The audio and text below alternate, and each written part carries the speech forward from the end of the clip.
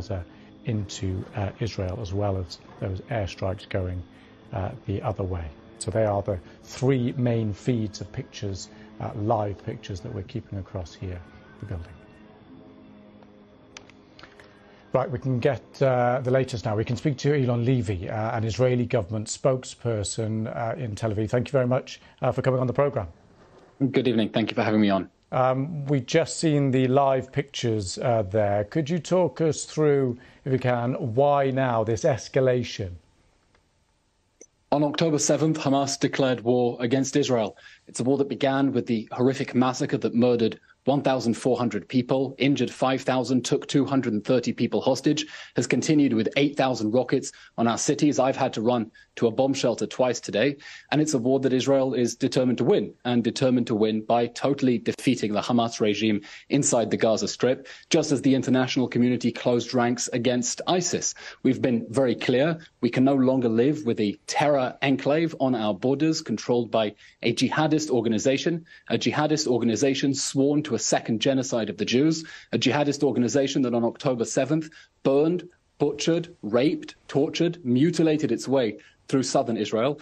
And so Hamas started this war. It's not a war that Israel wanted. It's not a war that we started. It's not a war that we expected. But it's a war that Israel is now determined to win. And we're determined to win by totally wiping out Hamas. Wars have rules. The international community has been clear, loud and clear about that. Some of Israel's strongest allies have been clear on that. With this expansion of ground forces and airstrikes, do you know how you can wipe out Hamas and protect civilians at the same time?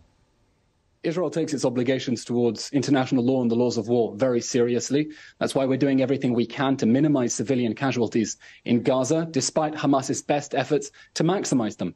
For example, you correctly noted, Israel is urging civilians in the Gaza Strip to move south temporarily for their own safety. The reason is that Hamas has embedded itself deep within civilian areas, building that network of tunnels in the Gaza Strip under homes, under schools, under hospitals. Just today, the IDF released intelligence showing that Hamas's command bunker is situated underneath the Shifa hospital in the Gaza Strip, which is, of course, a war crime to use civilians as human shields in that way. So Israel is doing its best to get civilians out of harm's way. This is a war that Hamas waged on us, and we're fighting back against Hamas, not against Gaza, not against the Palestinians, against Hamas. We're urging civilians to get out of the way, and we're continuing with our operations to target Hamas within the Gaza Strip, because we will not go back to 6 in the morning on October 7th. We will not go back to a world in which a jihadi regime on our borders can invade at will and burn whole families in their homes. That will not happen, and that's why this war will end with the defeat of Hamas. And is this tonight the start of this major ground incursion that's been previewed for a couple of weeks now? Israel has expanded ground operations in the Gaza Strip, but beyond that, I'm not going to comment on operational matters. Do you have a timescale on this? I'm not going to speculate on operational matters, but Israel is going to continue with its defensive efforts to destroy Hamas in response to the October 7th massacre and the continued barrage of rockets, the indiscriminate fire of rockets against our cities and civilians. Just 10 aid trucks got in to Gaza today. Is that enough? We want to see humanitarian aid reach the people of the Gaza Strip through the Rafah border crossing with Egypt.